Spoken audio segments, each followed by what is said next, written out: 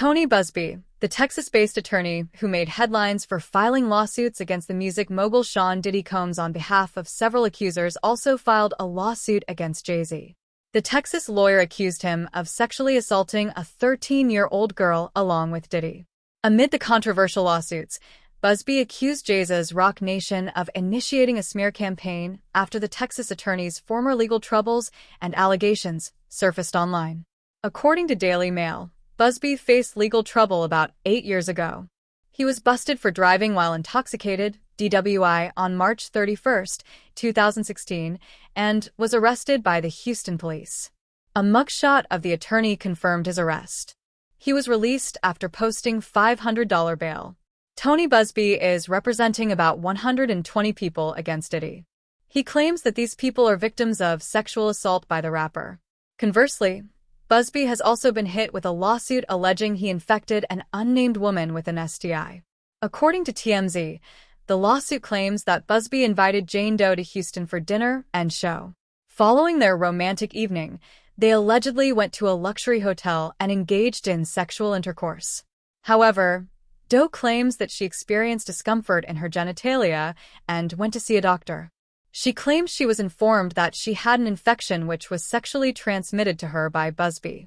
The controversial lawsuit further claims that Jane Doe reached out to Tony BuzBee with the issue, and the latter apologized. Moreover, he allegedly seemed to be unsurprised and asked Doe not to reveal her diagnosis to anyone. In return, BuzBee reportedly offered her free legal advice. In the lawsuit, Jane Doe also claimed that the attorney manipulated her and performed an act of violence against her by pushing a champagne glass in her face. She says she has medical records to prove the allegations against the attorney.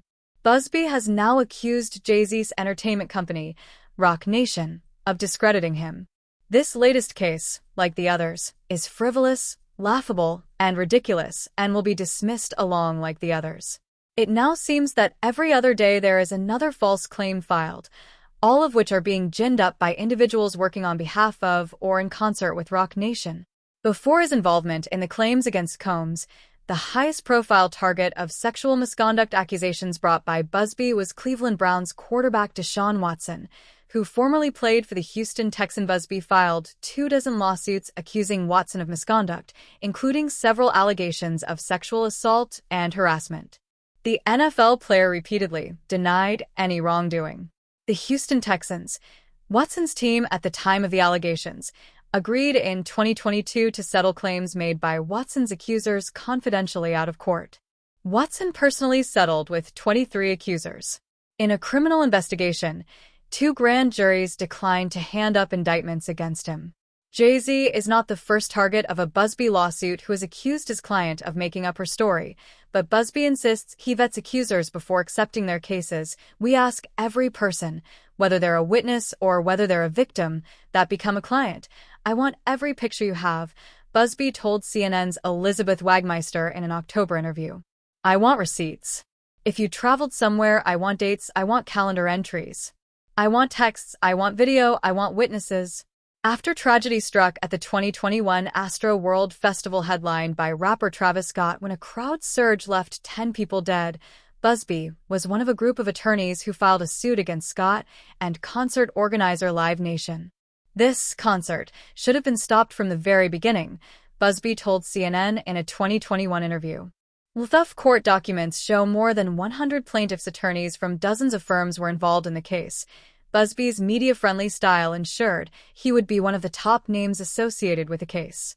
Court records show dozens of the lawsuits against Astroworld organizers have since been settled, and BuzBee took to social media in 2022 to announce the settlement by one of his clients, the family of 21-year-old Axel Acosta Avila, who died in the crowd surge. The terms are confidential, BuzBee said. BuzBee's fame in Texas goes well beyond the courtroom. He is also a fixture in Republican politics. In 2014, BuzBee represented then-Gov. Rick Perry against an indictment accusing him of abuse of power. Years before Donald Trump turned a mugshot into a form of political marketing, BuzBee invited reporters to attend a news conference at an Austin courthouse shortly after Perry had his booking photo and fingerprints taken. After nearly 2 years of legal wrangling, Charges against Perry were dismissed by the state's highest court. Last year, BuzBee was on the legal team of Texas Attorney General Ken Paxton, known for his own litany of lawsuits against the Biden administration, in his impeachment trial in the state Senate. Paxton was accused of using his authority to benefit a political donor as well as attempting to misuse taxpayer money to settle a whistleblower lawsuit against his office. BuzBee readily acknowledges his strategy to fight charges went well beyond questions of the law. His ability to turn the trial into a referendum on political loyalty, rather than a straightforward legal proceeding, was a key factor in Paxton's acquittal, the BuzBee law firm says on its website. All but 2 of the Senate's 18 Republicans voted against every article of impeachment, and many of those who challenged Paxton seem to have paid a price. Texas House Speaker Dade Phelan, a Republican, who led the charge to impeach Paxton, barely survived a re-election challenge this year and announced last week he would not seek another term as Speaker. BuzBee's defense of Paxton appears to have worked out well for his firm. Last month, he was hired to help Paxton's office with a state lawsuit against 3 major investment firms. But BuzBee's success on the legal side of politics has not been replicated when he has put his own name on the ballot. He lost the 2019 race to be mayor of Houston after taking incumbent Democrat Sylvester Turner to a runoff.